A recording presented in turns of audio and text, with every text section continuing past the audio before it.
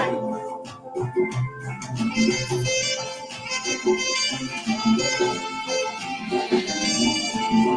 little thing is gonna be alright. We have one person in.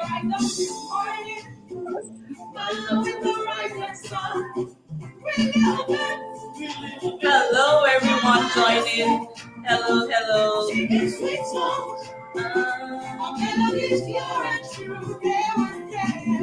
This is my message to you.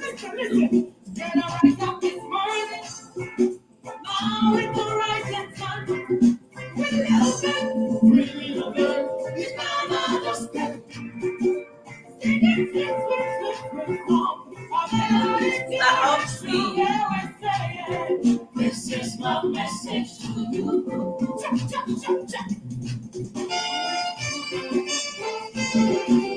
Welcome, welcome, welcome.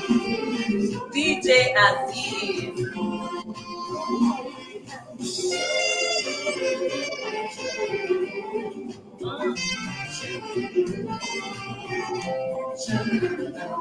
Welcome, welcome. Here's a little song I wrote. You can sing it now. Don't worry. Don't worry. Be happy, be happy, be happy, be happy. In the time of trouble, and you worry, you make it trouble. Don't worry. Don't worry. Be happy. Here's a little song I wrote. Little song. You can sing it now. Don't worry. Don't worry. Don't worry. Okay. Hello, everyone joining. We are so excited to see you. And beautiful Saturday afternoon delights me. And I'm even more delighted when I have a special guest in the house, and it's not just myself. So welcome, welcome, welcome. Please say hello so I see you, and then so we can have a shout out to you. As you all know, I am not alone in the house today, and I have a powerful voice in the house with me today that we're going to be saying no to mental illness stigma together. And it is no other person than my special guest, Santoye Okolobo. I think I pronounced it right, right? Yes. Yes, indeed. Yes, I call her beautiful and bold because what she's doing, not a lot of people can do it right now. But she's here to help give a voice and encourage anyone that needs it today and to teach us a lesson or two. Okay, so you're welcome. And I would start by saying, would you please introduce yourself to our audience? Okay. Hello, everybody. It's so nice to have you here. My name is Totanyo Kolobo, and I'm a beauty therapist. Okay, I've been a awesome. beauty therapist since 2013. So, yeah, I'm happy about my work ethic and everything. So, yeah, I love Yeah. it. You love it. We're honored to have you here. Thank you for accepting to come here and talk to us about Well, you. thank you for the opportunity. You're welcome. You're welcome. Thank you too for coming here to share this with us. So okay, for everyone, please, if you have any question about what it's like to have a mental illness or to have a psychiatric disorder, or if you're just curious about anything, she is ready to answer our questions and to make us feel as comfortable as possible. So I'm not being a clinician today. I am here interviewing my guest on this social media platform. But I'll be asking her some questions so she can give us an insight into what's been going on with her. So let's start this way. How did this journey begin? Take us to the first time that you had. Yes, take us to the first time. What this mental illness thing? How did it begin? Okay. I was 17 years old when it started. Um, so I had a seizure, and my siblings who were with me at that point in time said I had passed out for several hours. So yes, that's how it started. So yeah, so I went home and you know went to see a neurologist. So I had an EEG test done, and yeah, that was when I was diagnosed of mental Okay. illness. Okay. And so, from our discussion after the diagnosis, you were placed on medication Yes, and I was you, placed on medication. I was okay. placed on carbamazepine medication at first, and then so that was how I started. But I had so many challenges being in school and wanted to focus on the meds because the meds would make me drowsy and weak and everything. So so it was a very tough moment at that point in my life to be on meds and still go to school and write all these exams and everything. So yeah, so it was quite challenging. But so yeah, so I was on and off my meds, and yeah, so that's how I started basically. So, being on the medication, you said something very important. It was quite challenging, all the It was side very effects. challenging. Yes, being a Hmm. student and all the side effects. So, what did you do? Because you were having those side effects and because of, having to juggle so many things together, what did you do then? What happened? I did something very silly. I was on and off my meds, which is very, very dangerous. But I didn't really understand the weight of what I had at that particular time because I mean, like being 17, there wasn't much talk about mental illness out there, so I didn't fully understand how serious it was.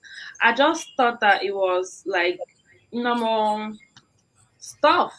I thought I could handle the the situation not being on meds. I didn't know how not being on meds would affect my life later on in the future. So, I was off and on my meds, partying normally, drinking a whole lot, going out a whole lot, listening to loud music in clubs a whole lot.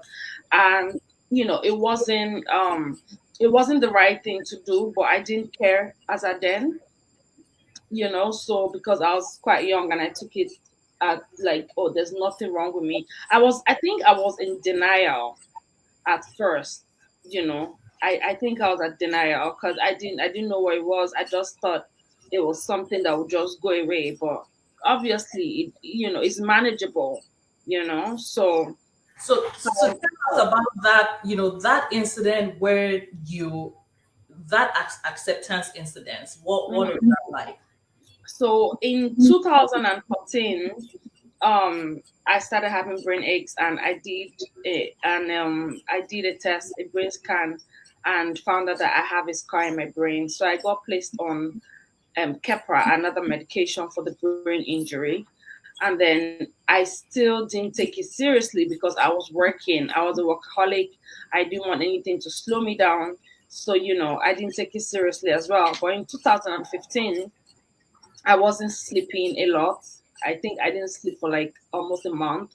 I would take drugs in order to make me feel sleepy so I could sleep. So one day when I knew that things had gotten bad was the previous night I drank a whole bottle of codeine and I had eaten a lot of weed just so I could sleep. So, I did that. I didn't sleep the previous night. And then the next day I went to my spa and I was having someone was one of the members of staff was giving me a body massage and I was so anxious and I knew something was wrong. So I called my dad on the phone immediately and I'm like, I need to see a psychiatrist. I think that was when I knew that I needed help. Okay. Okay. That's interesting. But how at the time that you were not sleeping or using all these drugs, taking codeine, did you say you were eating ham? Or what did I hear Yes, you I say? was yes, cannabis. I Okay. was eating cannabis to Okay. make me So sleep. it will make you sleep. I So was you self-medicating with the wrong stuff. I exactly. was self medicating with the wrong stuff instead of taking my meds. Obviously, the meds would have made me sleep better, but I wasn't on my meds because I didn't take my health seriously. So I thought medicating with codeine and cannabis would help the situation, but it did not. It only made it worse because I was always so anxious, so cranky. I was very aggressive. So I mean, like at that point in my spa, having that massage done, I couldn't. On a normal day, I'll be relaxed, well relaxed. Enjoying the body massage, but I couldn't relax. So I said to myself, "Oh my gosh, something is really wrong." And I'm a kind of person where if there's a problem, I look for solution, solve it, and then move on. So I had to think, critically examine my health and myself at that moment. And I said, you know what, I'm not feeling fine and I need to take care of this. So I called and I said, I need help. I need to see a psychiatrist. Thankfully, you had a support system. You were able to call your dad, and he took you to the hospital to see a psychiatrist. Yes, So seeing a psychiatrist, then they did an evaluation, yes. and then So my dad wasn't in town at that point in time. So he told my elder brother, my only brother, he told him to take me to the hospital. So we went to see my neurologist, got a reference letter, went to the hospital to see a psychiatrist. The funny thing that happened was that I didn't see a psychiatrist that day. I didn't even know that they were going to have meetings all through that day. So I had a nervous breakdown at the hospital that particular day, just screaming everywhere and saying, I need help, I need help, I need to see a doctor, I need to see a doctor, because no one was attending to me because it wasn't a hospital day, it wasn't a clinic day. So I was having a nervous breakdown and, people came around and they helped me, relax, and we went home and then we came back 2 days later, and I till this point I can't even remember, walking, how I got into the psychiatrist's office. What I remember is that we had a 3 hour session, you know, that was to tell you how bad it was, because at that point I was already planning suicide and everything because I'd lost my mom. I wanted to die to go be with her, you know. So yeah, so we had a 3 hour session, and the psychiatrist told me, you are going to be admitted into the hospital. And I said, okay, fine, let me just go home, take care of my members of staff, prepare my home, pack my things, and yeah. And so I checked into the hospital like the next day, basically. so I mean, what made you open to that inpatient treatment? Is it because at that point you were just ready to get to a better place, or you felt that it was an I mean, did they make you stay, or it was you doing this for yourself? Oh, it was me doing this for myself. I mean, like I was the one who noticed. My family members, I mean, they would have just thought, oh, so is cranky, so Tonya is cranky. But I knew inside of me that I wasn't feeling well and I needed help. I wasn't ashamed to seek help, because I mean, like if something is wrong with you, let's say, for example, now someone has malaria, you have to go get malaria meds, right? You have a headache or you're feeling feverish, you have to go get something for that illness. So it's the same thing with mental health. I knew in my mind and in my head that I wasn't feeling well and I had to get help. And that was what I did. So going into the hospital, the funny thing is I was even happy going into the hospital, because when I went into the hospital, I got to find out people who were like me, because I had evolved. I found out people who were like me. I heard stories. I spent a lot of time with them, and we were like a big family at the hospital. So yeah, I was actually happy to be at the hospital because I knew that help was going to come from that place. Yeah. So I want to highlight some things here. So you had your business, you Yes. had employees, you had Yes. your life going for you. So it's not like you were on the streets working, with your clothes upside down or doing anything like that. Is that what it was? Or you actually had a life and you had things going on for you? Because I heard you saying you wanted to go home to take care of your staff and then you Yes. checked back in the hospital the next day. So you had a life. Yes, I had a perfect life. A perfect life. I had the best organic day spa on the mainland in Lagos, Nigeria. So I had a perfect life, making my own money and doing all of that. So and I had members of staff, a manager, and everything. And yeah, so my life was actually perfect, being so independent and not, always counting on someone to give you money. So that was nice to have my own personal money. I was in a great space. I was. Okay. So, and when you got to the hospital, you said you met other people like you. What do you mean by that? I met other people who were battling some mental illnesses, because I think that at that point in 2015, before I checked into the hospital, the way I started to think was different. I people, like, the things I was saying or how I was feeling, I wasn't able to communicate it to people. They would not understand. So when I was at the hospital, when I say something like, "Oh gosh, this med is making me," I'm supposed to say drowsy, but someone else completes that statement for you, and they're like, "Oh no, don't sleep too much. Come to the day room to watch some TV. We know how you feel." So people who understood what I was going through, because they were also going through all of that, that made me happy that I had found those set of people, because I didn't even know that there were people like me out there, battling one or two mental illnesses.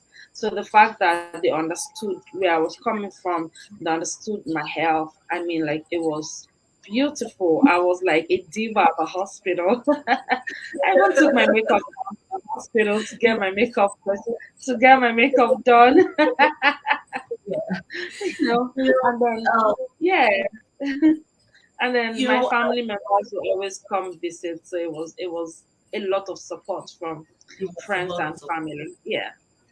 good. You're blessed. You're blessed with a good family. I said we're going to put the spotlight on your dad for supporting you all the way. And so, when working in the hospital, myself in a psychiatric unit, there are people that you see that they are professionals. And when something is going on, they feel they're going down, they come in, check themselves into that safe space. And like you mentioned, that it's different where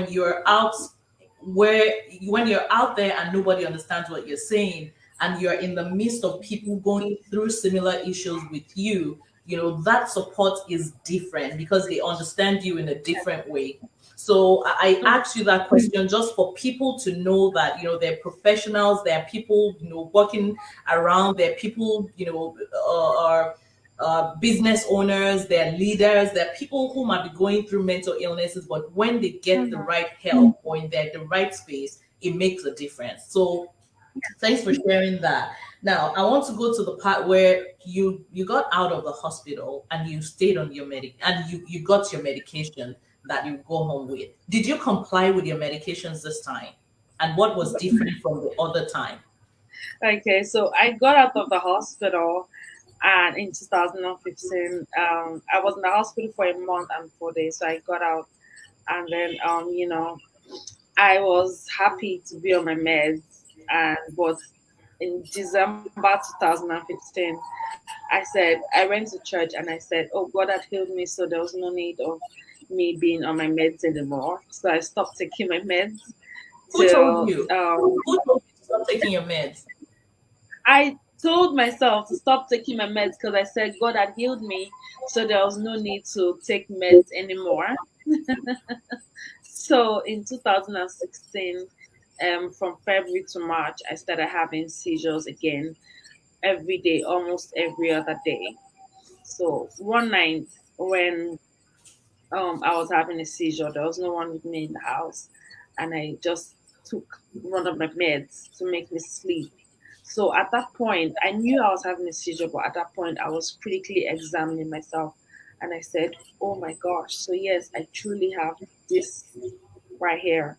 And I said to myself, I said, because if you don't take your meds, then something bad will happen to you. So that was when I accepted the fact that I'm battling some mental illnesses. It was a life changing experience, because I mean, when I accepted it, it made me even sadder. But I turned, like, something that was putting me in a bad place into something positive, and I registered my foundation in 2016. The foundation to do what? for mental health, a mental health, Satorio Global Mental Health Foundation to, help with mental health awareness, to help mental people who have mental illnesses accept themselves, and Yeah. also to create awareness in Africa and Nigeria to help stop mental health stigmatization. Awesome. So, so what I understood is you're trying to particularly help people who have mental illnesses to support them and make them feel more Yes, comfortable support them. accepting what they're going Yes, through. Okay. So, yes, because I knew that, yeah, yeah, because I knew what I was going for, and I knew the long journey I had taken to, accepting my health, and what I had gone through without when I didn't accept my health, all the negative things that I went through, and so I just wanted to help other people who were in such situations, And so I also opened a mental health WhatsApp support group yeah. where, there's a is a safe place for you to come share your experience or your journey with other fellow people who have mental illnesses. You're not going to get judged because we understand ourselves, we advise ourselves, So yeah, so that was what's going on. Okay, so I want us to tell us some of the behaviors that you were having. You have like a list of them and how it progresses.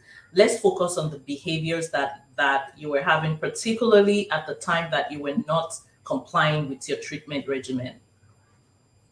Okay, I would drink a whole lot, go out a whole lot, party a whole lot, stress myself a whole lot because I didn't take mental illness seriously, and I wasn't sleeping at all, and I wasn't reasoning. I was very aggressive.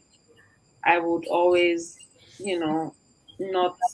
I was also not emotionally balanced. Maybe someone does something to me, and I'm like, it's over, it's done. I'm not interested. Then I feel like I'm being stressed out emotionally, and I didn't know it was because I wasn't on meds. So after learning and accepting my health, I had to make a choice to either choose my spa or work on my health because the meds will make me drowsy. I needed, you know, my system to get used to my meds. So I had to choose my health. I shut down my spa just You shut to, down your yeah, I shut down my spa to be able to take care of my health first because I knew that health came first at that point in time. Yeah, so that was what happened.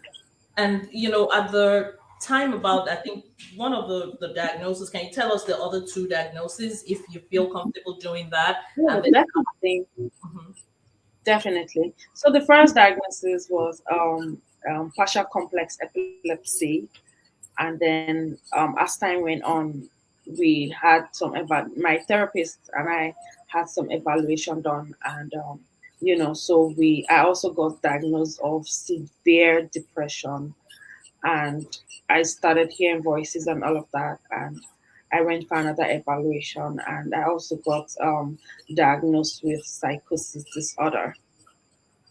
So partial complex epilepsy, severe depression, and psychosis disorder. okay.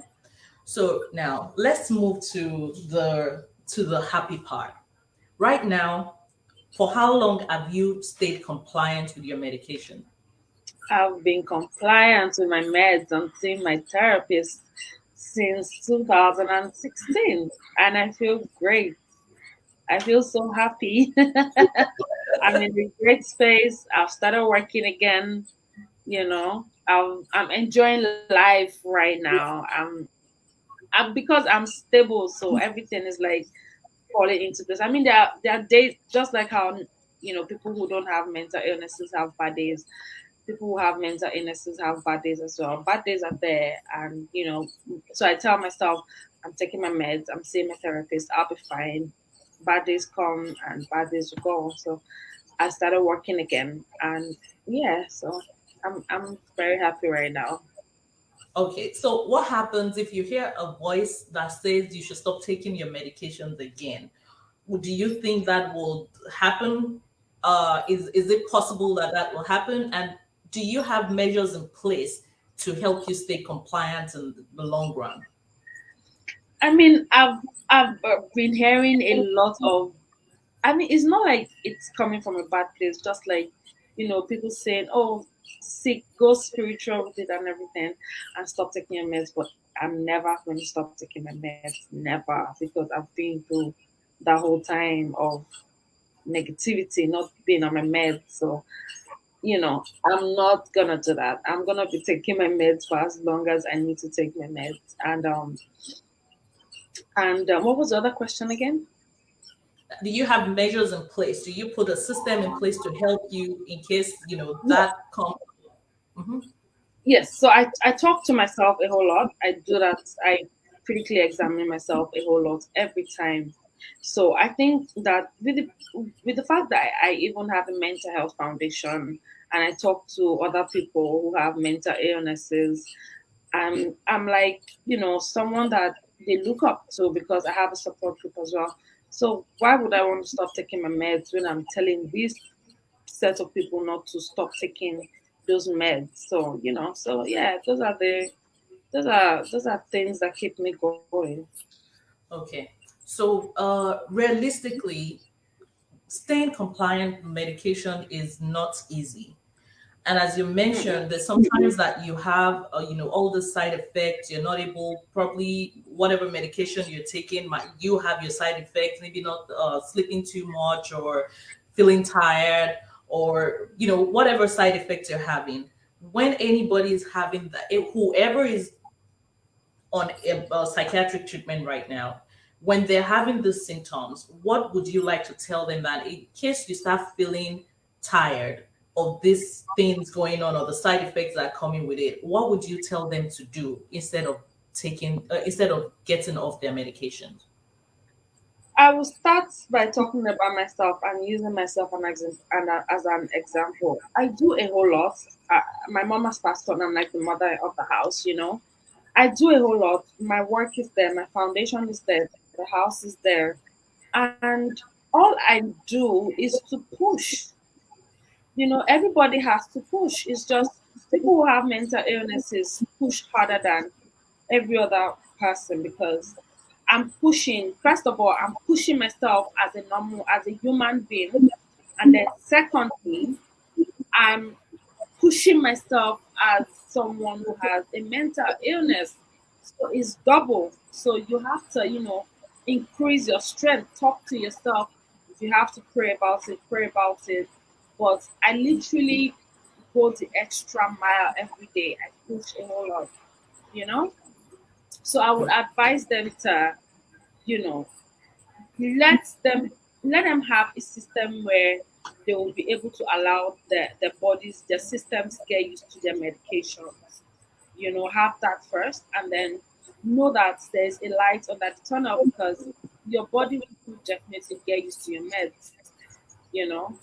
And then if it's still making you drowsy and weak and everything, all you need to do is just to push and talk to your therapist, or join my group to talk to other people who have mental illnesses as well.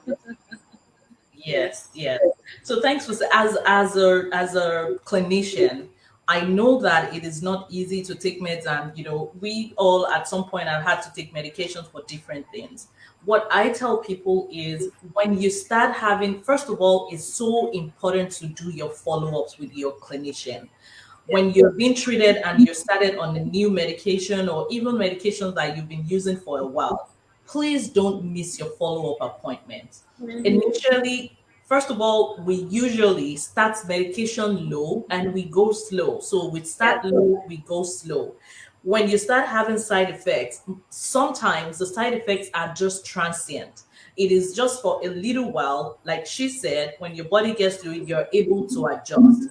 But when you go for your follow up, your provider will be able to tell, hey, of course, when you're being prescribed the medication, you're supposed to know your diagnosis you know the name of the medication and what it's for, please always know what your medication is for.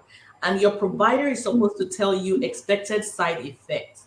Will tell you the side effect, just like sometimes when they're doing medication advertisements, you're going to have all this can happen, this can happen, this can happen. They have Yeah. to declare all those things per FDA regulation, just because maybe it happened to one person out of 10,000 when they were doing the trial. They just have to say. Now, make sure, please, that you, after telling you all the side effects, you take your medication, go back for follow up. Let your provider know how everything is working, or what is not working, or how you're not feeling uncomfortable, or how you're feeling uncomfortable or not.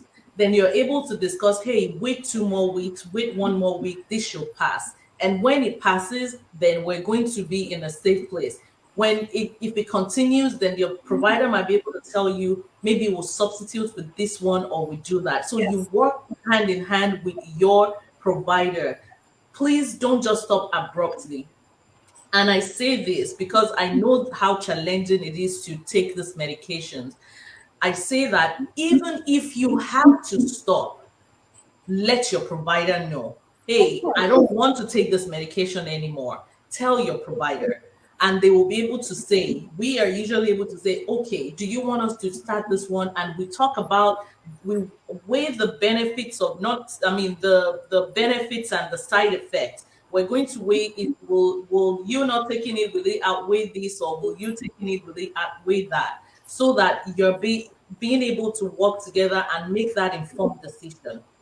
One Very true. important reason is that if anything happens, your provider is able to quickly know what to do, where to start it, instead of assuming Yes. that you've been on your medication and something happened. So they know you've actually stopped it, because nobody will force medications on you, but it's important to I know. comply. Yeah. So Yeah, I I just agree want to with you because put out yes, I definitely agree with you because I was on risperidone, an antipsychotic drug, risperidone, and it was too hard on me because I was always sleeping and always very tired. So I went back to my therapist, and they had it reduced to Zepidone. You know, Zepidone is less as harsh as risperidone. So I spoke to my psychiatrist and psychologist, and it was reduced to risperidone, so to Zepidone. it. Okay, you see, so we can find alternatives, to help you, see what else you can use. But because sometimes we just have the first line treatment, we have the one that we usually use first, and if it doesn't work or it's something, then we change to another one. So thanks for giving us Yes. that example. So now I want to ask you about, tell me those that played a pivotal role in your treatment, the support that you got, and what you want to say about that to those out there, to everyone watching us.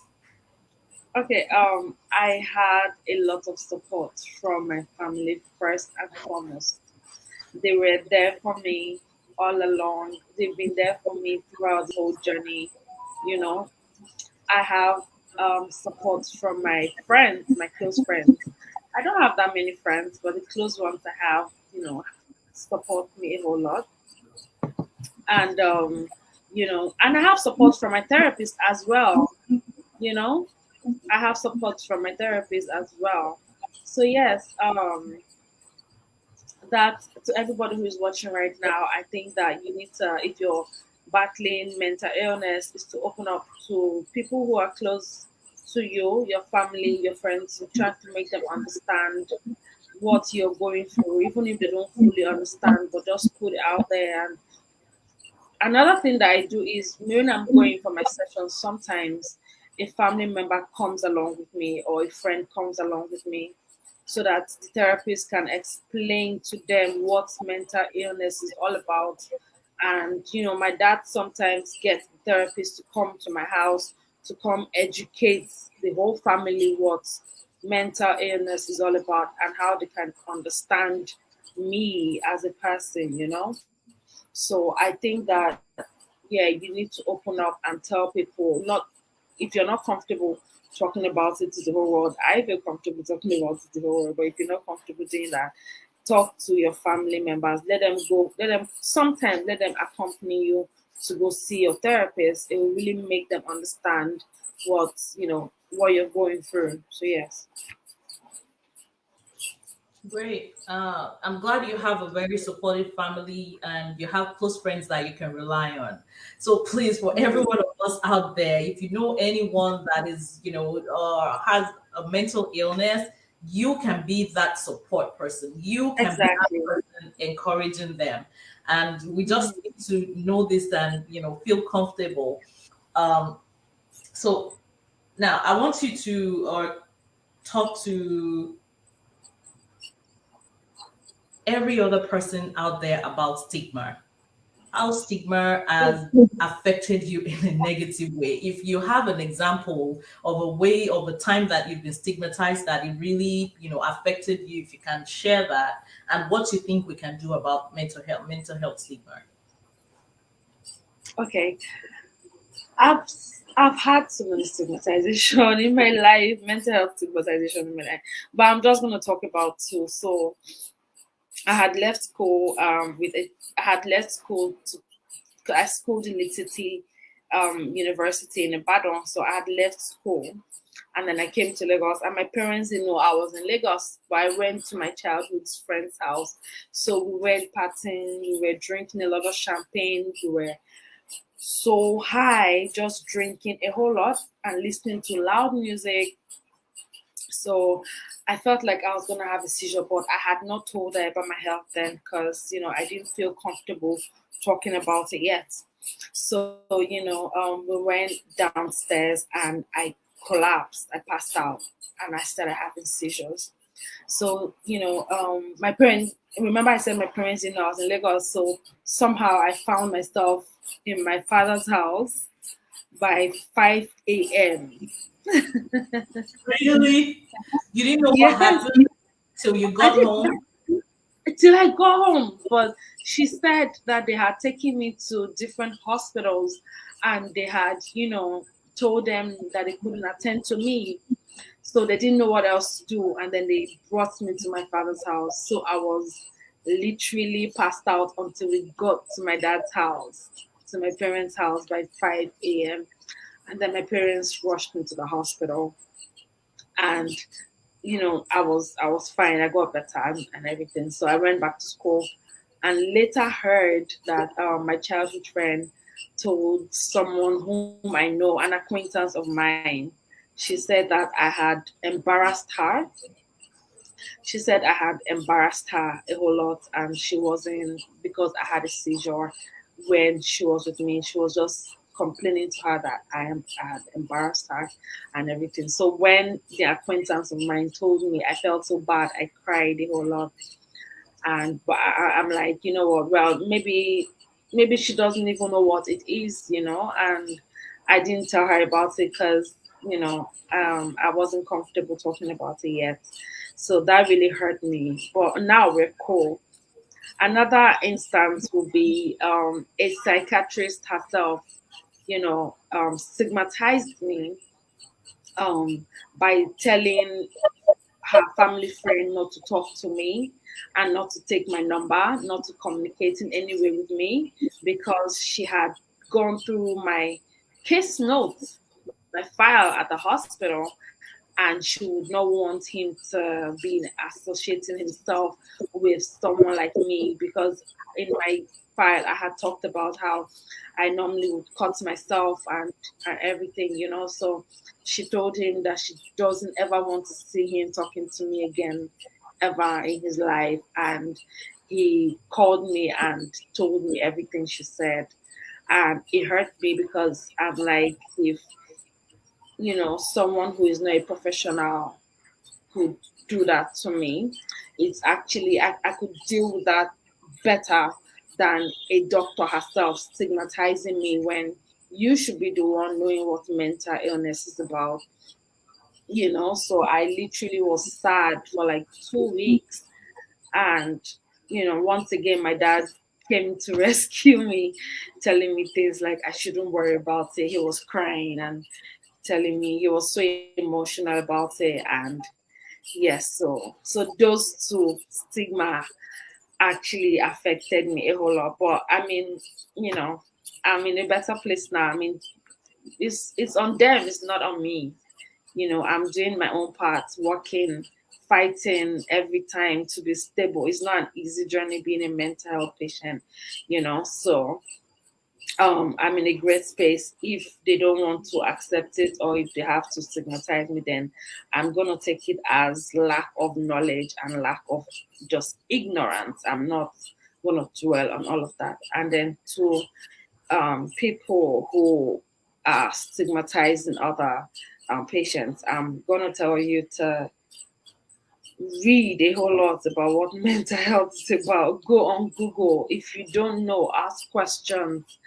Don't just throw it out there and think that you understand what it is. For example, I will tell you something. When I started talking about mental illness on my social media, someone who didn't understand what it was told me that I was using it as a means of trying to get more clients to come to my spa. Yes, because she didn't understand what. Like you want a pity party, people to come and say, oh, let's. Exactly. Yes, And is that and what I you were doing? no, that was not what I was doing. I was just creating awareness. But she didn't understand it, and that was what she said. So, but I think she understands it now because I see her liking my videos and sending me posting, making comments on my post and everything. So, yes, so stigmatization, mental health stigmatization is very bad. It can cause someone who has mental illness to even commit suicide, and we don't want that. So that's one of the reasons why I started the awareness of no, I am not mad. I have a mental disorder, and no, I am not mad. So yeah. I think you told me that was the first, that was what you used to tag your first video. Though I have a Yes, mental my illness, I am not yes, no. mad. Yes. I like that. I like that. Okay, so let me say this quickly, please, to everybody out there watching us now, watching Santoye right now. We really should say a lot of thank you to her, kudos to her for coming out to do this. It is not easy to have any kind of illness. Any kind of illness. It's not easy to have cancer. It's not easy to have malaria. It's not easy to have typhoid. When you are not feeling well, it is not a good feeling. Now, put all those other things together. The stigma of almost every other illness is nothing close to the stigma that mental health and mental illnesses have. And the issue is because mental illnesses have been so stigmatized, it is even negatively impacting those of us who need to take care of our mental health. There's a difference between mental health and mental illnesses. So we all need to be mentally healthy. But Yes. as just as everybody needs to be physically healthy. So, if for those who are going through any kind of mental illness or they have been diagnosed with any psychiatric disorder, it is they need to be treated. They need adequate treatment, just like anybody who has got malaria or typhoid should be adequately treated. Mhm. Now, for treatment for mental illnesses is usually not a one and done treatment. It takes a while, it takes a long time, and it needs to be sustained. Sustaining it or keeping it going is not something that is always easy for people to do on their own. But if everybody would talk negative or associate negativity to mental, anything mental, our brain, if we keep associating negativity to it, how is it going to be easy for those who need to be treated to come out to seek that treatment? It is not Exactly. easy. So even if you think you do not have any psychiatric disorder diagnosis in your family, nobody in your family has got mental illness, it still does not mean one. that you should tag those people with mental illnesses as mad. It still does not mean that we should make them outcasts. It still does not mean that we should alienate them. Two, Mhm. it still does not mean that you should not take care of your own mental health. It does not Mhm. stop you from taking care of of being conscious of the mental health of the people around you, your spouse, your parents, your children, your siblings. You still have to look out for everyone because we all need to be mentally healthy. So, I am therefore pleading with everybody watching this video that now you know that mental illness stigma can lead to somebody's death. It can lead to something very tragic if they're not able to seek help because of your negative connotation of it. So please, now that you know, can we just in our own little world educate the people around us? Tell them it is not okay to say negative things or tag people with mental illnesses like they are not part of us. And last thing before I ask another question is please see the person, not the diagnosis.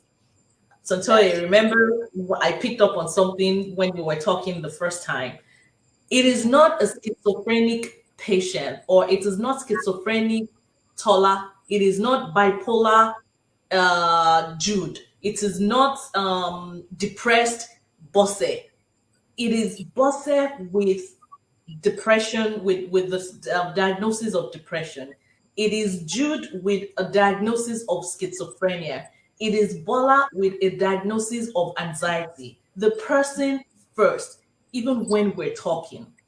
So look at her now. See how beautiful she is. See the courage she's taking to come and talk to us. And imagine all the things she's also having to do behind the scene to take care of herself. Not everybody will be as courageous as Santoy. Not everybody will have all the support like she does. Not everybody would even have the means to take care of themselves like she has been able to do inpatient, do therapy, do medication, combination therapy. Not everybody will be able to do that. But the least we can do is to accept these people and make them feel comfortable. So please, let's say no to mental illness stigma. Let's say yes to staying mentally healthy, and let's provide a supportive environment for everyone around us. Everyone around us. Okay, so back to you, my lovely guest. Back to you. So I want you to just say quickly. I want you I want you to talk to people with mental illnesses. You have a foundation, you have a support group on WhatsApp. People can reach out to you to if they have mental illness, if they have any psychiatric diagnosis, they can come into your community and be with other people with other psychiatric diagnosis for support. So I want you to talk to anybody out there right now that is dealing with any psychiatric illness or have a sibling or have a child or a parent that has a psychiatric diagnosis. Okay. First off, you should know that it's not easy for the person who has a mental illness to be going through what he or she is going through. It's already hard for them, as human beings, to have to accept all of that.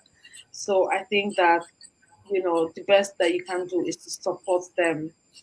Like I said earlier, go with them for their sessions and learn how to understand them, and because it's people, who get the help that they need that will be stable.